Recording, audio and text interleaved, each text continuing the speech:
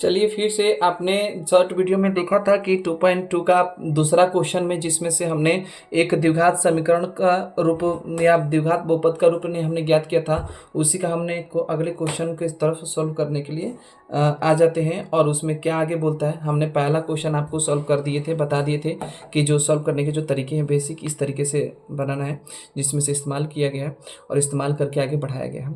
जिसमें से पहला क्वेश्चन को हमने सॉल्व किया, जिसमें से आया था 4x² माइनस एक्स माइनस 4 बराबर 0। अब इसके जो पहला हमने हल किया, अब दूसरे करके दूसरे तीसरे और चौथे पांचवें आगे नेक्स्ट करते हैं, और नेक्स्ट कैसे आसानी तरीके से करते हैं जिससे कि आपका, चलिए आगे हम बनाते हैं। इसमें आपको बताया गया था कि जो पहला जो था कि वो अल्फा प्लस बीटा का मान दिया, जो दूसरा दिया था वो अल्फा इंटू बीटा का मान दिया। तो हमने ये बात बताए थे कि इसमें से कुछ करना नहीं है, आपको बस इतना समझ लेना है कि ये जो क्वेश्चन हम बना रहे हैं, तो क्वेश्चन को एक तरीके से बेहतरीन तरीका क्या सोचना है कि ये क्वेश्चन जो है, आपको सूत्र एक कर लीजिए कि x² minus alpha plus beta into x plus alpha into beta बराबर 0। सेम इसी प्रक्रिया पे बैठाइए कि x² minus alpha plus beta का मान दिया √2, और क्या है इंटू एक्स और प्लस 1/3 बराबर 0। ये आपका आ गया x² माइनस √2 एक्स प्लस 1/3 बराबर 0। और देखिए अब इस तरीके से फॉर्म में आंसर नहीं दिया होगा क्योंकि एनसीईआरटी इस फॉर्म में नहीं दिया। अब इसको बाटा में कर लो एक बार। बाटा में जैसे ही करते हैं तो इसको प्राप्त क्या करेंगे हम कि इसके बाद बाटा में जैसे लेते तैसे 3 हो गया ये, और ये जो जैसे एक है ना, ये चीज इसमें गुणा कर दो, एक नीचे रहेगा तो वो ऊपर गुणा कर दो, डायरेक्ट आंसर समझो।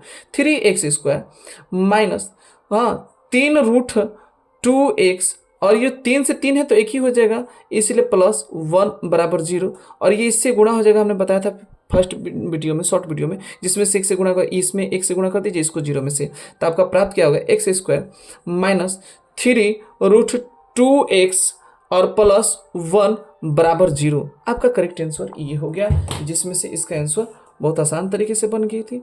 ठीक है, तो दूसरा का आंसर जो आएगा ऑप्शन, ये आपका करेक्ट आंसर होगा। अगले नेक्स्ट क्वेश्चन पे चलते हैं। नेक्स्ट क्वेश्चन क्या बोला है कि तीसरा बोला है कि अल्फा और प्लस बीटा का मान हमारा 0 है, और अल्फा इंटू बीटा का मान हमारा क्या है √5। सोचना ज्यादा नहीं है, फिर बैठा दीजिए इसको x² माइनस अल्फा, सूत्र फिर एक बार रख लीजिए, इसके बाद हम बनाएंगे into x plus alpha into beta बराबर 0।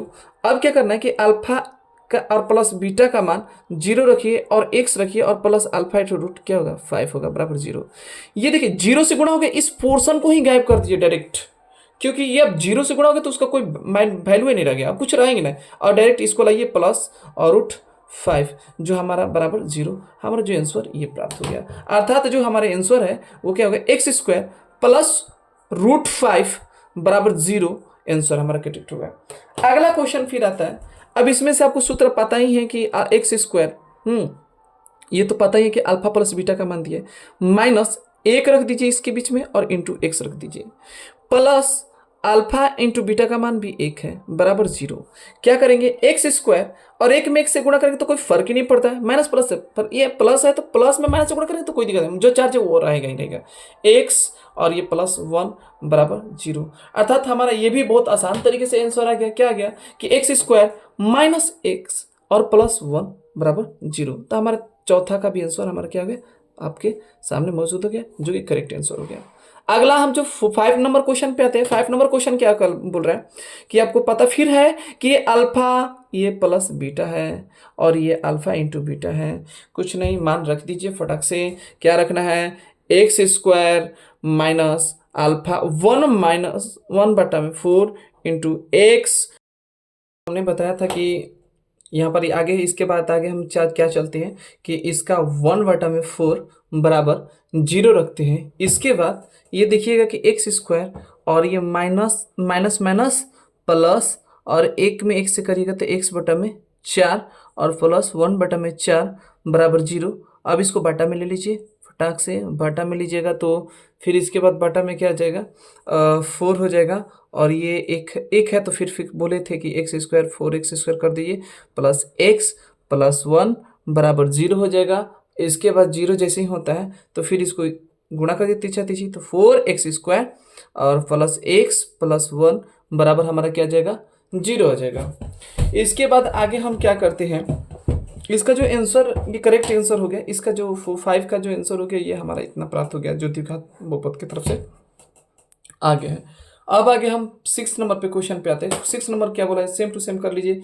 x² minus 4 into x plus 1 और बराबर 0, x² माइनस 4x प्लस 1 बराबर 0। हमारा करेक्ट आंसर यही डायरेक्ट हो गया। तो यह हम आप, मेरा आशा है कि आप इस क्वेश्चन आंसर को सब समझ गए होंगे एक एक करके। और जो भी डाउट होगा कमेंट के सेक्शन में बताइएगा कि क्या समझ में कैसा है, किस प्रकार की वीडियो बन रही है। अगर आप लोग का सही जा रही है वीडियो तो मेरी आशा है कि चैनल को सब्सक्राइब एंड लाइक करना भूलिएगा मत। इसी तरीके से आपके सहयोग से हम आगे की तरफ वीडियो बनाते रहेंगे। अच्छे, थैंक यू।